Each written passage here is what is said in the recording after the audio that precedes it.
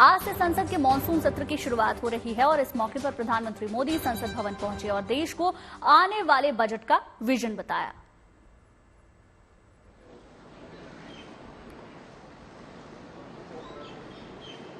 आज संसद का मानसून सत्र का भी आरंभ हो रहा है। देश बहुत बारीकी से देख रहा है कि संसद का यह सत्र सकारात्मक हो, सृजनात्मक हो और देशवासियों के सपनों को सिद्ध करने के लिए एक मजबूत नींव रखने वाला हो। ये बजट सत्र है। मैं देशवासियों को जो गारंटी देता रहा हूं, क्रमशः रूप से उन गारंटियों को जमीन पर उतारना, इस लक्ष्य को लेकर के हम आगे बढ़ रहे हैं। ये बजट अमृतकाल का एक महत्वपूर्ण बजट है।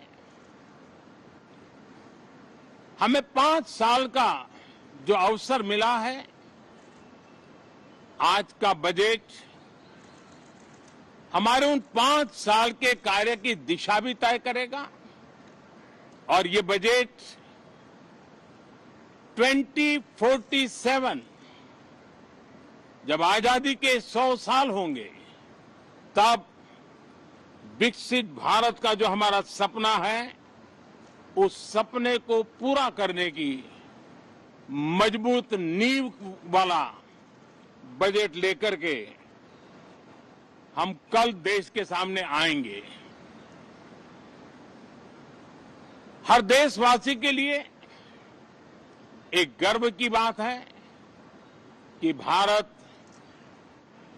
बड़ी इकोनॉमी वाले देशों में सबसे तेज गति से आगे बढ़ने वाला देश है। गत 3 वर्षों में लगातार 8% ग्रोथ के साथ, 8% ग्रोथ के साथ हम आगे बढ़ रहे हैं, हम ग्रो कर रहे हैं। आज भारत में पॉजिटिव आउटलुक, इन्वेस्टमेंट और परफॉर्मेंस एक प्रकार से अपॉर्चुनिटीज की पीक पर है। ये अपने आप में भारत की विकास यात्रा का एक अहम पड़ाव है। और आपने देखा होगा कि पार्लियामेंट के नए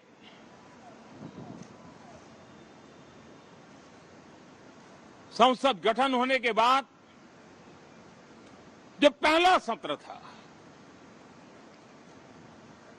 140 करोड़ देशवासियों ने बहुमत के साथ जिस सरकार को सेवा करने का हुक्म किया है देशवासियों ने, उसकी आवाज को कुचलने का अलोकतांत्रिक प्रयास हुआ। 2.5 घंटे तक देश के प्रधानमंत्री का गला घोंटने का, उनकी आवाज को रोकने का, उनकी आवाज को दबाने का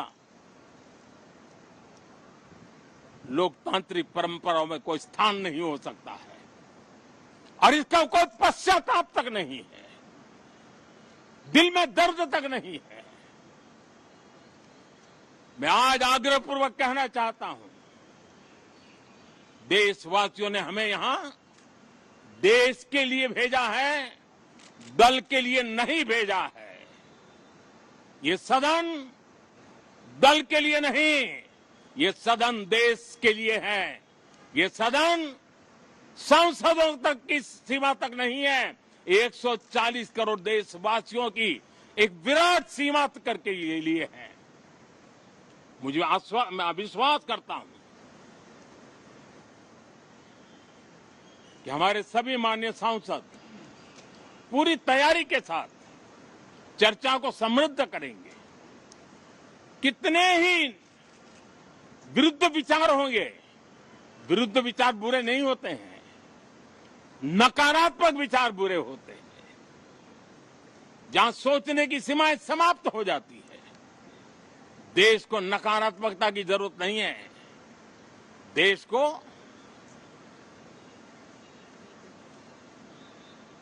एक विचारधारा, प्रगति की विचारधारा, विकास की विचारधारा, देश को नई ऊंचाइयों पर ले जाने वाली विचारधारा से हमें आगे बढ़ाना होगा। मैं पूरा आशा करता हूं कि हम लोकतंत्र के इस मंदिर का भारत के सामान्य मानवीय की आशा आकांक्षाओं को पूर्ण करने के लिए सकारात्मक रूप से उपयोग करेंगे।